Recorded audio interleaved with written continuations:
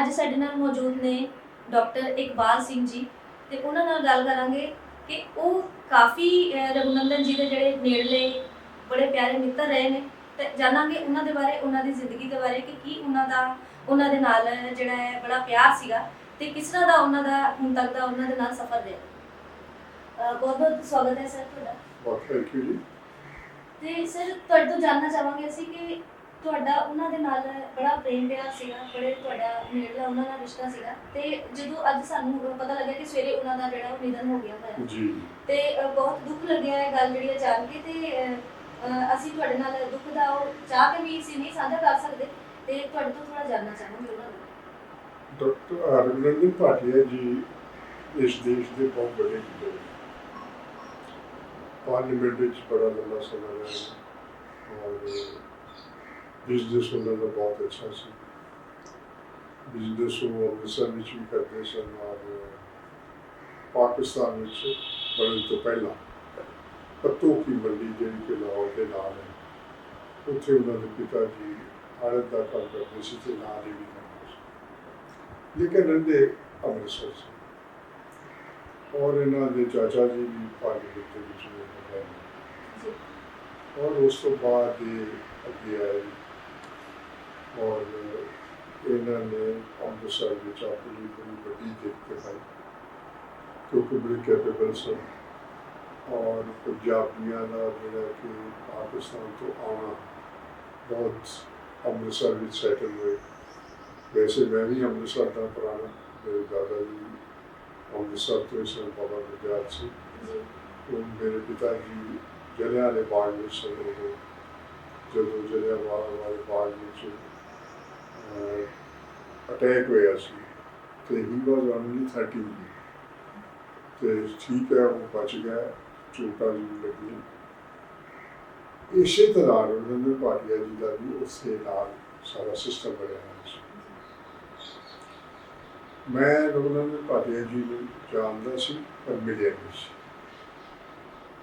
ਮੈਂ ਜਦੋਂ ਯੂਥ ਕਾਂਗਰਸ ਦਾ general secretary ਸੀ ਉਹ ਸੰਜੇ ਗਾਂਧੀ ਉਸ ਵੇਲੇ ਸਾਰੇ ਦੇਸ਼ ਵਿੱਚ ਛਾਏ ਹੋਏ ਸਨ ਤੇ ਉਹਨਾਂ ਨੇ ਉੱਥੇ ਆਉਣਾ ਸੀ, ਇੱਕ ਲਹਿਰ ਬਣਾਉਣੀ ਸੀ ਯੂਥ ਕਾਂਗਰਸ ਦੇ ਵਰਕਰਾਂ ਅੰਮ੍ਰਿਤਸਰ ਦੇ ਵਿੱਚ ਅਜਨਾਲੇ ਵਿੱਚ।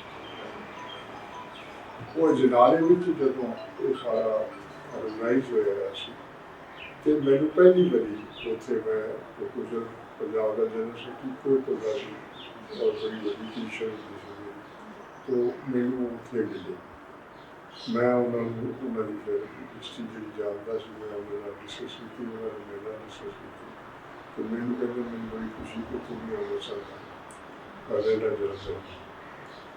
ਤੇ ਉਸ ਤੋਂ ਬਾਅਦ ਮੈਂ ਤੇ ਅਸੀਂ ਇਕੱਠੇ ਰਹਿਣਾ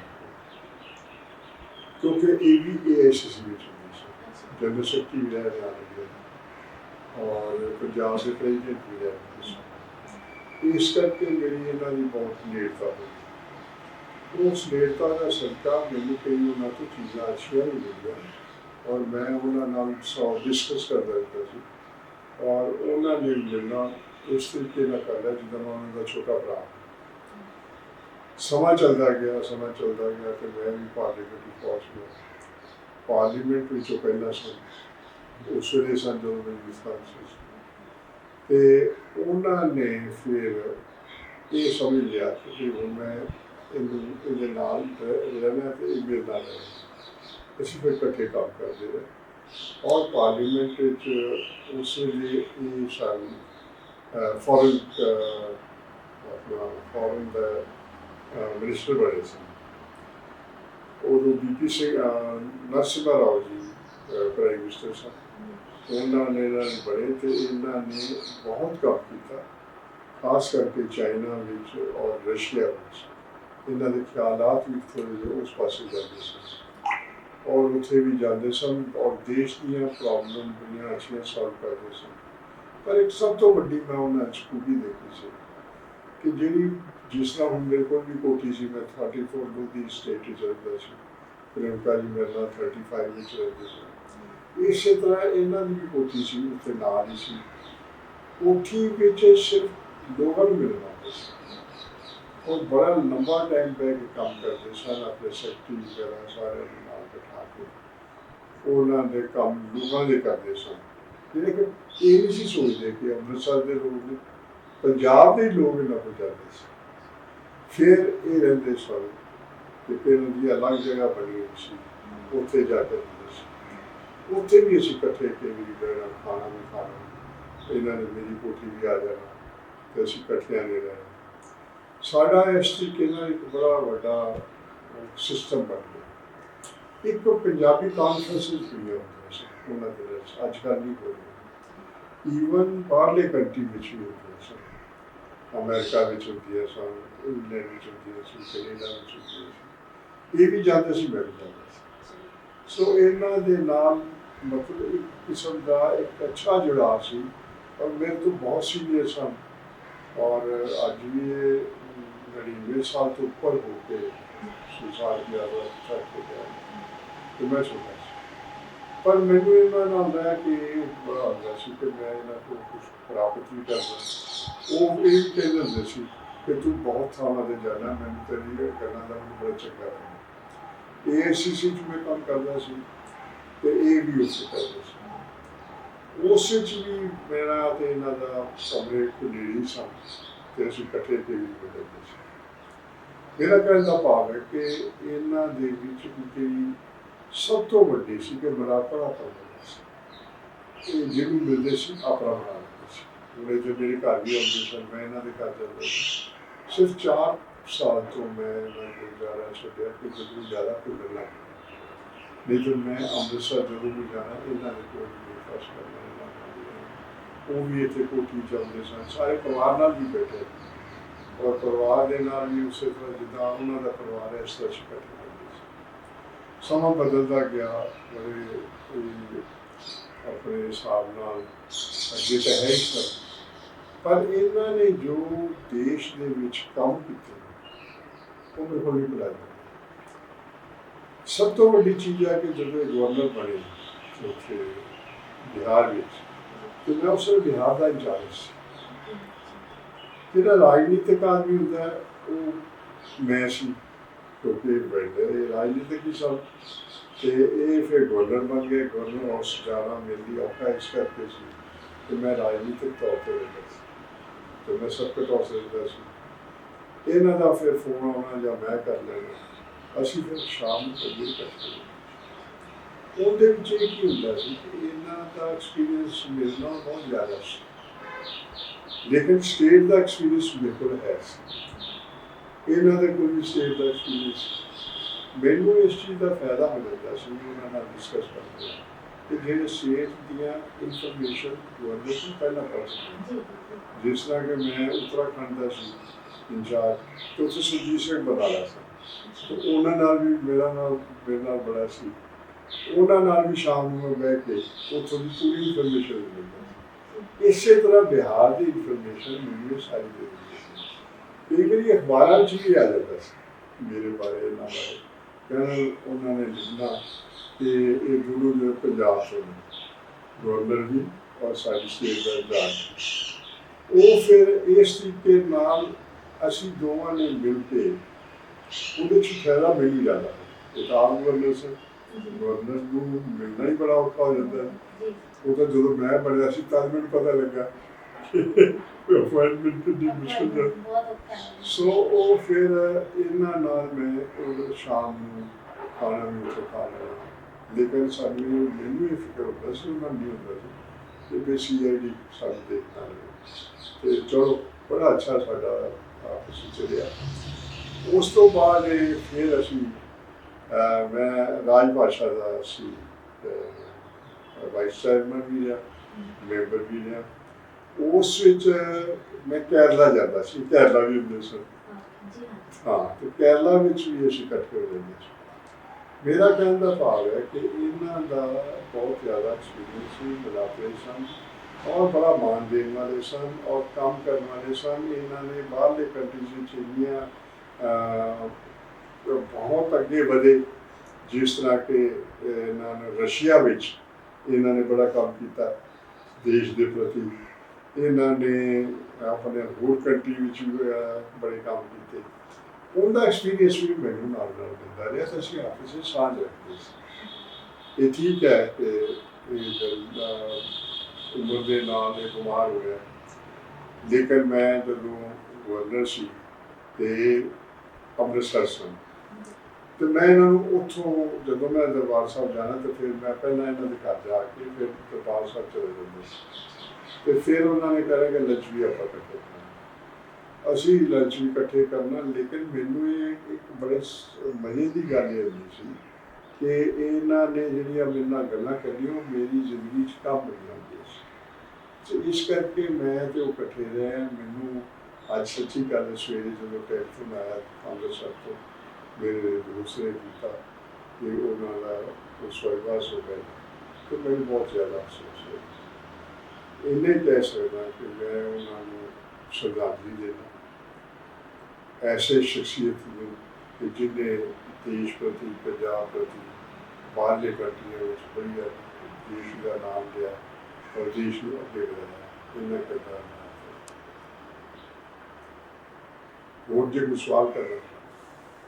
ਸੋ ਅਸੀਂ ਗੱਲਬਾਤ ਕੀਤੀ ਸਵਰਗਵਾਸੀ ਉਹਨਾਂ ਸ਼ਖਸੀਅਤਾਂ ਬਾਰੇ ਜਿਨ੍ਹਾਂ ਦੇ ਨਾਲ ਸਾਡਾ ਬਹੁਤ ਵਧੀਆ ਜਿਹੜਾ ਉਹ ਜੀਵਨੀ ਦਾ ਐਕਸਪੀਰੀਅੰਸ ਰਿਹਾ, ਤਾਂ ਬਹੁਤ ਉਹਨਾਂ ਦੇ ਕੰਮ ਵੀ ਆਇਆ ਜਿੱਦਾਂ ਕਿ ਉਹਨਾਂ ਨੇ ਦੱਸਿਆ।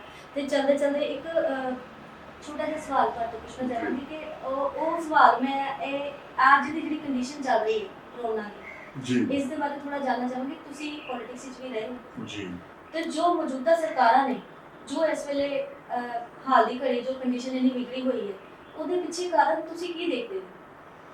ਦੇਖੋ ਇਸ ਤਰ੍ਹਾਂ ਹੈਗਾ ਕਿ ਹੁਣ ਅੱਜ ਅਮਰੀਕਾ ਨੇ ਜਿਸ ਤਰ੍ਹਾਂ ਬਿਆਨ ਦਿੱਤਾ ਹੈ ਕਿ ਉਹਨਾਂ ਨੇ ਮਾਸਕ ਉਤਾਰ ਦਿੱਤੀ, ਉਹਨਾਂ ਨੇ ਡਿਸਟੈਂਸ ਵੀ ਹਟਾ ਦਿੱਤਾ, ਉਹਦਾ ਕਾਰਨ ਕੀ ਹੈ ਕਿ ਉੱਥੇ ਸਾਰਿਆਂ ਨੂੰ ਵੈਕਸੀਨ ਦੇ ਦਿੱਤੀ, ਠੀਕ ਹੋ ਗਏ। ਇਸੇ ਤਰ੍ਹਾਂ ਲੰਡਨ ਵਿੱਚ, ਇੰਗਲੈਂਡ ਵਿੱਚ ਅੱਜ ਸਾਰੇ ਫ੍ਰੀ ਹੋ ਕੇ ਤੁਰੇ ਫਿਰਦੇ ਨੇ, ਬਿਜ਼ਨਸ ਸ਼ੁਰੂ ਹੋ ਗਏ। ਔਰ ਇਹ ਮੈਂ ਕਹਿ ਸਕਦਾ ਕਿ ਹੋਰ ਵੀ ਕਈ ਕੰਟਰੀਜ਼ ਵਿੱਚ ਘੱਟ ਹੋ ਚੁੱਕਾ ਹੈ, ਲੇਕਿਨ ਹਿੰਦੁਸਤਾਨ ਦੀ ਲਹਿਰ ਬਹੁਤ ਵੱਧਦੀ ਜਾਂਦੀ ਹੈ, ਜਿਹਦੇ 'ਚ ਕਿ ਬੜਾ ਵੱਡਾ ਨੁਕਸਾਨ ਹੋਇਆ।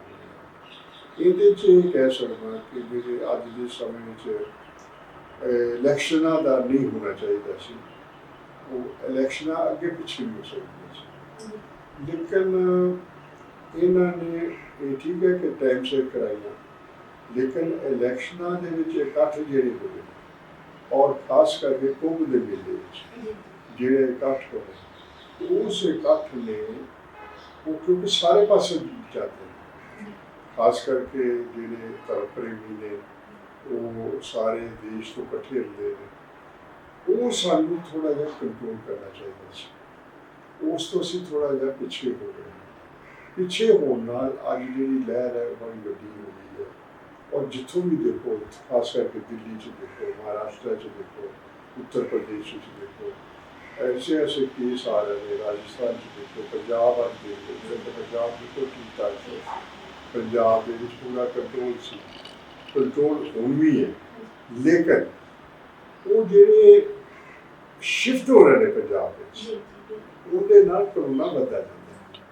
ਠੀਕ ਹੈ, ਸਾਡੀ ਸਰਕਾਰ ਪੂਰਾ ਹੀ ਹੋ ਰਹੀ ਹੈ। ਅੱਜ ਵੈਕਸੀਨ ਦੀ ਕਮੀ ਹੋ ਗਈ, ਅੱਜ ਦਫ਼ਤਰ ਬੰਦ ਹੋ ਗਏ, ਅੱਜ ਹੀ ਮੈਂ ਸਵੇਰੇ ਪੜ੍ਹਿਆ ਸੈਕਿੰਡ ਵੀ ਹੁਣ ਮੈਂ ਵੈਕਸੀਨ 10 ਤਰੀਕ ਨੂੰ ਲਵਾਈ, ਹੁਣ ਦੂਜੀ ਵੈਕਸੀਨ ਲੱਗਣੀ ਹੈ, ਤੇ ਮੈਨੂੰ ਫਿਕਰ ਲੱਗ ਗਿਆ ਕਿ ਜਿਹੜੇ ਇਹਨਾਂ ਹੋ ਕੇ ਵੈਕਸੀਨ ਨਾ ਹੋ, ਹੁਣ ਆਕਸੀਜਨ ਦੀ ਕਿੰਨੀ ਕਮੀ ਹੋਈ, ਜਿਹੜਾ ਕਿ ਠੀਕ ਹੈ ਕਿ ਹੁਣ SPS ਉਬਰਾਏ ਨੇ, ਉਹਨਾਂ ਨੇ ਅਨਾਉਂਸ ਕਰਤਾ ਕਿ ਮੈਂ ਪੰਜਾਬ ਵਿੱਚ 10 ਇੰਡਸਟਰੀ ਲਗਾਊਂਗਾ ਵੈਕਸੀਨ ਦੀ, ਉਹ ਲੱਗੇਗੀ ਲੇਕਿਨ ਲੇਟ ਹੋ ਜਾਏਗੀ, ਉਦੋਂ ਤੱਕ ਪਤਾ ਨਹੀਂ ਕੀ ਹੋਏਗਾ। ਇਹ ਠੀਕ ਹੈ, ਹੁਣ ਕੇਜਰੀਵਾਲ ਨੇ ਬੜੀ ਹਿੰਮਤ ਕੀਤੀ ਹੈ, ਹੁਣ ਕੇਜਰੀਵਾਲ ਕੋਲ ਵੈਕਸੀਨ ਦੀ ਕੋਈ ਕਮੀ ਨਹੀਂ ਰਹੀ, ਲੇਕਿਨ ਦਿੱਲੀ ਵਿੱਚ ਬੜਾ ਭਾਰੀ ਨੁਕਸਾਨ ਹੋ ਚੁੱਕਾ ਹੈ, ਵੈਕਸੀਨ ਦੇ ਨੁਕਸਾਨ ਹੋ ਚੁੱਕਾ।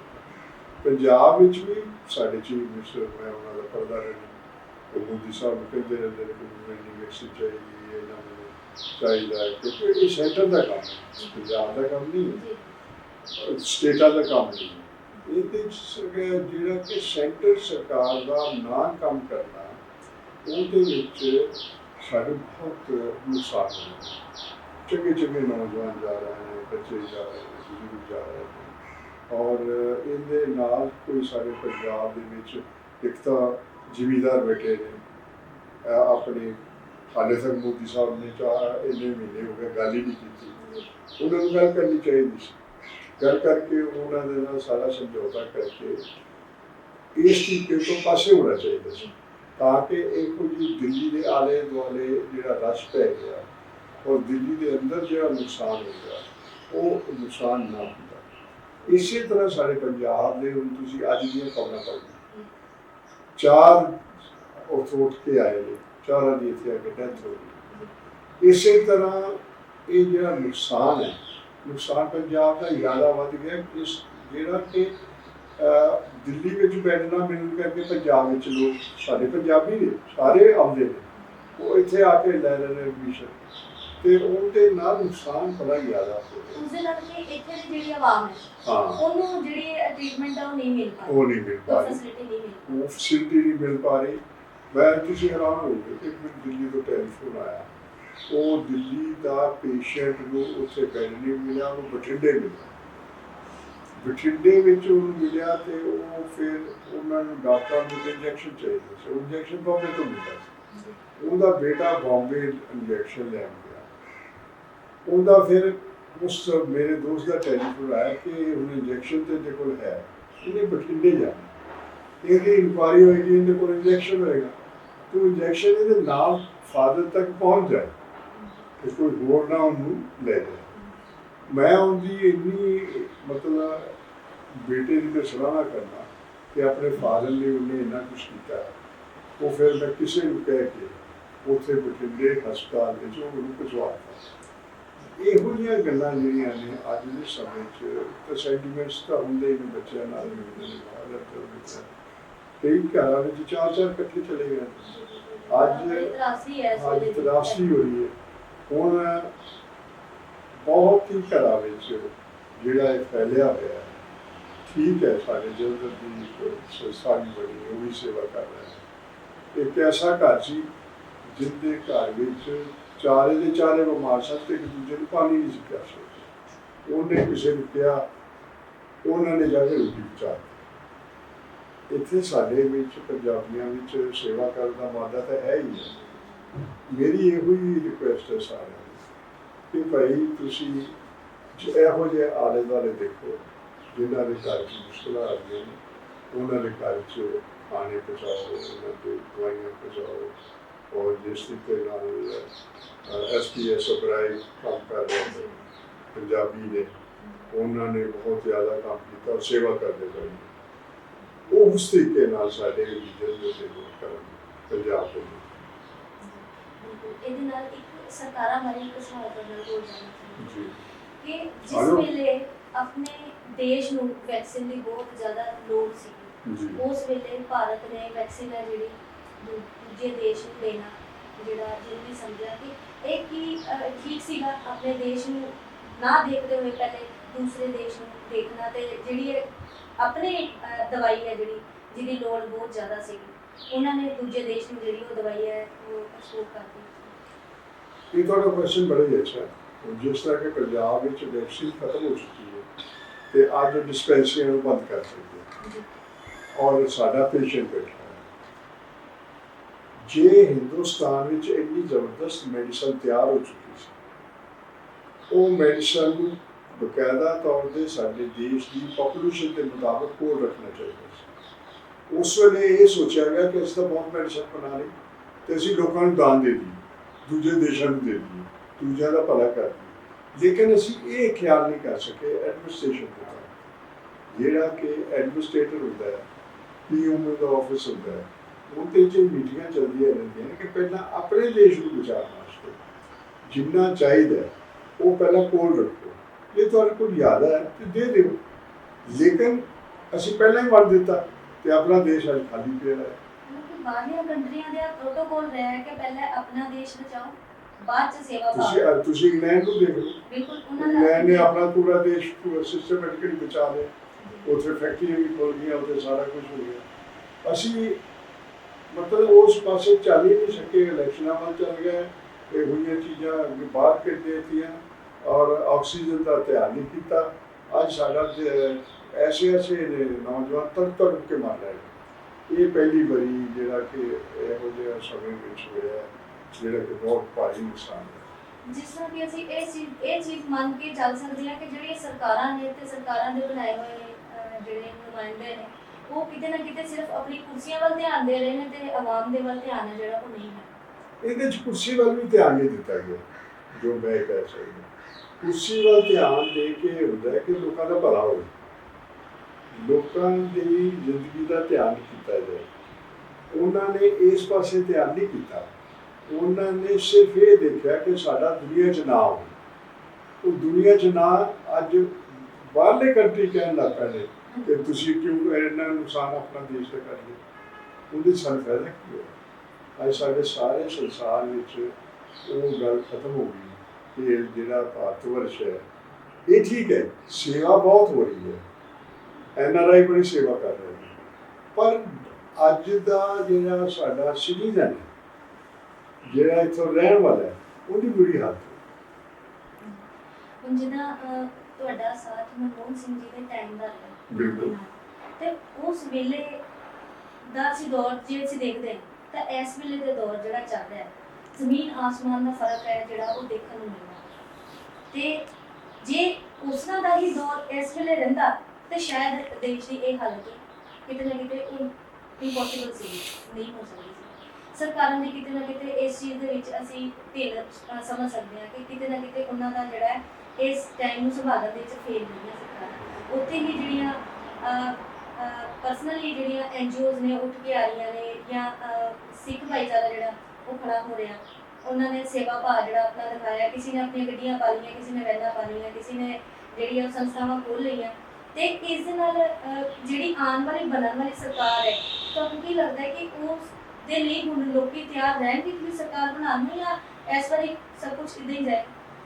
ਦੇਖੋ ਗੱਲ ਪਤਾ ਕੀ ਹੈ ਕਿ ਜਿਹੜੀ ਪਹਿਲੇ ਵੀ ਸਰਕਾਰ ਮਨਮੋਹਨ ਸਿੰਘ ਜੀ ਦੀ ਤੁਸੀਂ ਗੱਲ ਕਰ ਰਹੇ ਸੀ, ਮਨਮੋਹਨ ਸਿੰਘ ਜੀ ਖਾਮੋਸ਼ੀ ਨਾਲ ਕੰਮ ਕਰਦੇ ਸੀ। ਉਹ ਕਦੀ ਸ਼ੋਅ ਨਹੀਂ ਸੀ ਕਰਦੇ ਦੇਸ਼ ਦੇ ਪ੍ਰਤੀ। ਉਹ ਬਹੁਤ ਤੁਸੀਂ ਯਾਦ ਹੋਵੇਗਾ ਤੁਹਾਨੂੰ ਜਦੋਂ ਦੇਸ਼ ਦਾ ਫਾਈਨੈਂਸ ਬਿਲਕੁਲ ਖਤਮ ਹੋ ਗਿਆ ਸੀ ਤੇ ਨਰਸਿਮਹਾ ਰਾਓ ਜੀ ਉਹਨਾਂ ਨੇ ਫਾਈਨੈਂਸ ਮਿਨਿਸਟਰ, ਜਦੋਂ ਸੋਨੇ ਦਾ ਉਹਨਾਂ ਨੇ ਕੀਤਾ ਕਿ ਇੰਨਾ ਸੋਨਾ ਇੱਕ ਆਦਮੀ 5 ਕਿਲੋ ਲਿਆ ਸਕਦਾ ਤੇ ਦੇਸ਼ ਸੋਨਾ ਨਾਲ ਭਰ ਗਿਆ ਸੀ। ਉਹ ਖਾਮੋਸ਼ੀ ਦਾ ਕੰਮ ਸੀ, ਉਹਦੇ 'ਚ ਦੇਸ਼ ਦੀ ਤਰੱਕੀ ਹੋਈ ਸੀ। ਅੱਜ ਵੀ ਜੇ ਉਹ ਕੰਮ ਕਰਦੇ ਰਹੇ ਐਜ਼ ਪ੍ਰਾਈਮ ਮਿਨਿਸਟਰ ਤਾਂ ਖਾਮੋਸ਼ੀ ਨਾਲ ਕਰਦੇ ਨੇ। ਉਹ ਜਿਹੜੀ ਖਾਮੋਸ਼ੀ ਦਾ ਕੀਤਾ ਹੋਇਆ ਕੰਮ ਲੋਕ ਯਾਦ ਕਰਦੇ ਨੇ। ਜੇ ਸ਼ੋਰ ਪਾ ਕੇ ਉਹਨੂੰ ਕੰਮ ਕਰਨਾ ਹੈ ਕਿ ਮੈਂ ਵਿਕਾਸ ਕਰ ਰਿਹਾ, ਮੈਂ ਵਿਕਾਸ ਕਰ ਰਿਹਾ, ਉਹ ਵਿਕਾਸ ਤਾਂ ਹੋਰ ਪੈਂਦਾ, ਵਿਕਾਸ ਤਾਂ ਹੋਇਆ ਨਹੀਂ। ਸੋ ਇਹੋ ਜਿਹੀਆਂ ਗੱਲਾਂ ਜਿਹੜੀਆਂ ਨੇ ਇਹ ਇੱਕ ਚੰਗਾ ਰਾਜਨੀਤਿਕ ਆਦਮੀ ਜਿਹੜਾ ਹੁੰਦਾ ਹੈ ਉਹ ਬਹੁਤਾ ਆਪਣੇ ਆਪ ਨੂੰ ਸ਼ੋਅ ਨਹੀਂ ਕਰਦਾ, ਉਹ ਕੰਮ ਵੱਲ ਧਿਆਨ ਦਿੰਦਾ। ਜੇ ਸ਼ੋਰ ਪਾ ਕੇ ਕੰਮ ਕਰਨਾ ਤਾਂ ਉਹ ਸ਼ੋਰ ਖਾਮੋਸ਼ੀ 'ਚ ਬਦਲਦਾ। ਸੋ ਚੱਲਦੇ ਚੱਲਦੇ ਤੁਹਾਡੇ ਕੋਲ ਦੋ ਸ਼ਬਦ ਅਸੀਂ ਤੁਸੀਂ ਕੁਝ ਕਹਿਣਾ ਚਾਹੋਗੇ ਲੋਕਾਂ ਨੂੰ ਜਿਹੜਾ ਇਸ ਵੇਲੇ ਦਾ ਮਾਹੌਲ ਚੱਲ ਰਿਹਾ ਉਸ ਨੂੰ ਦੇਖਦੇ ਹੋਏ ਉਹਨਾਂ ਨੂੰ ਕੁਝ ਤੁਸੀਂ ਸੰਦੇਸ਼? ਮੈਂ ਤਾਂ ਇਹੋ ਹੀ ਕਹਾਂਗਾ, ਜਿਹੜੀ ਕਿ ਮੈਂ ਪਹਿਲਾਂ ਥੋੜ੍ਹਾ ਜਿਹਾ ਦੱਸ ਵੀ ਚੁੱਕਾ ਕਿ ਅੱਜ ਕਰੋਨਾ ਦਾ ਸਮਾਂ ਚੱਲ ਰਿਹਾ, ਸਾਨੂੰ ਆਪਸ ਵਿੱਚ ਸਾਰਿਆਂ ਨੂੰ ਸਾਂਝੀ ਵਾਰਤਾ ਦੇ ਨਾਲ ਰਹਿ ਕੇ ਆਲੇ ਦੁਆਲੇ ਦੇਖਦੇ ਰਹਿਣਾ ਚਾਹੀਦਾ ਕਿ ਜਿਹਦੀ ਜ਼ਰੂਰਤ ਹੈ, ਜਿਹਦੇ ਘਰ ਖਾਣਾ ਨਹੀਂ ਹੈ ਇਸ ਵੇਲੇ, ਜਿਹਦੇ ਘਰ ਆਕਸੀਜਨ ਨਹੀਂ ਪਹੁੰਚ ਰਹੀ, ਉਹਦੇ ਬਾਰੇ ਸਲਾਹ ਕਰਕੇ ਡਾਕਟਰਾਂ ਨਾਲ ਕਿਸ ਤਰੀਕੇ ਨਾਲ ਹੋ ਸਕਦਾ ਹੈ। ਜਿਨ੍ਹਾਂ ਨੇ ਵੈਕਸੀਨ ਲੱਗਣੀ ਹੈ ਉਹਨਾਂ ਬਾਰੇ ਵੀ ਸੋਚਿਆ ਜਾਏ। ਹੁਣ ਵੈਕਸੀਨ ਰਸ਼ੀਆ ਵਾਲੇ ਨੇ ਭੇਜ ਦਿੱਤੀ ਹੈ, ਉਹਦੀ ਕੀਮਤ ਹੈ, ਜੇ ਅਗਰ ਕਿਸੇ ਕੋਲ ਪੈਸੇ ਨਹੀਂ ਹੈਗੇ ਤਾਂ ਉਹ ਕੋਈ ਉਹਦੀ ਮਦਦ ਕਰ ਦੇਵੇ। ਲੋਕ ਕਰ ਰਹੇ ਨੇ, ਉਹਦੀ ਕੋਈ ਕਮੀ ਨਹੀਂ ਹੈ। ਲੇਕਿਨ ਇਸ ਵਿੱਚ ਇਸ ਤਰ੍ਹਾਂ ਜੋ ਭਾਈਚਾਰਾ, ਜਦੋਂ ਦੁਖੀ ਸੰਸਾਰ ਹੁੰਦਾ ਹੈ, ਉਹ ਭਾਈਚਾਰਾ ਉਸ ਵੇਲੇ ਪੂਰਾ ਜੁੜ ਜਾਂਦਾ ਹੈ। ਉਸ ਵੇਲੇ ਪਤਾ ਉਸ ਜੁੜਿਆ ਹੋਇਆ ਭਾਈਚਾਰਾ ਉਹ ਦੂਜੇ ਦੀ ਮਦਦ ਕਰਕੇ ਆਪਣੇ ਦੁੱਖਾਂ 'ਚੋਂ ਕੱਢ ਲੈਂਦਾ ਸੰਸਾਰ, ਆਪਣੇ ਸੁਸਾਇਟੀ। ਸੋ ਇਸੇ ਦੇ ਨਾਲ ਇਜਾਜ਼ਤ ਚਾਹੁੰਦੇ ਹਾਂ। ਬਨੇ ਰਹੋ ਐਨਕਾਊਂਟਰ ਦੀ ਤਾਜ਼ੀਆਂ ਖਬਰਾਂ ਦੇ। ਐਨਕਾਊਂਟਰ ਨਿਊਜ਼ ਜਲੰਧਰ ਤੋਂ ਕੈਮਰਾਮੈਨ ਜਗਤਾਰ ਦੇ ਨਾਲ ਮੈਂ ਨਿਸ਼ਾ ਸ਼ਰਮਾ।